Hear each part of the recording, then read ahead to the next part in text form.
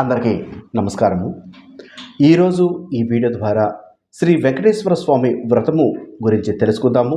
వ్రతము ఎవరు చేయవచ్చు, ఎలా ఆచరణ చేయాలి, వ్రతంకి సంబంధించినటువంటి వ్రత నియమాలు ఎలా ఉంటాయి అనే ప్రతి ఒక్క విషయము కూడా ఈ వీడియో ద్వారా మనం తెలుసుకుందాము. ముందుగా మనం గమనించవలసినటువంటి విషయం ఏమిటంటే, శ్రీ వెంకటేశ్వర స్వామి వ్రతము చేస్తున్నాము అంటే ఏదో చేస్తున్నాము అని కాకుండా పూర్తి ఏకాగ్రతతో ఆ వ్రతమును చేయుటకు మీరు ప్రయత్నం చేయాలి. భార్యాభర్తలు ఇద్దరు కూడా ఒకే దగ్గర ఉండి పూజా కార్యక్రమాలు చేయడానికి ప్రయత్నం చేయాలి.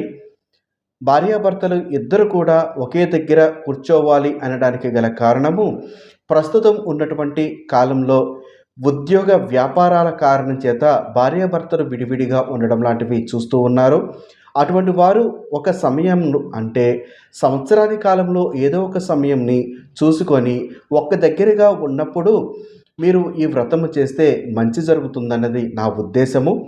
మరియు ఈ వ్రతము భార్యాభర్తలు ఇద్దరు ఒక దగ్గర లేకపోయినప్పటికీ వ్రతము ఆచరించవచ్చు.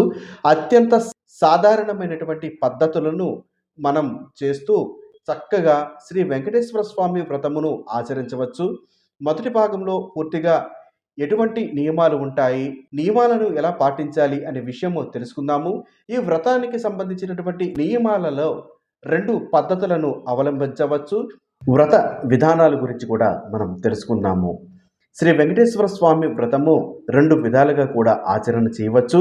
మొదటి పద్ధతిలో వివాహము, గృహప్రవేశము, నూతన వ్యాపారము మొదలైనటువంటి కార్యక్రమాలలో పురోహితుల చేత కలశ స్థాపన చేపించి ఆచరించవచ్చు.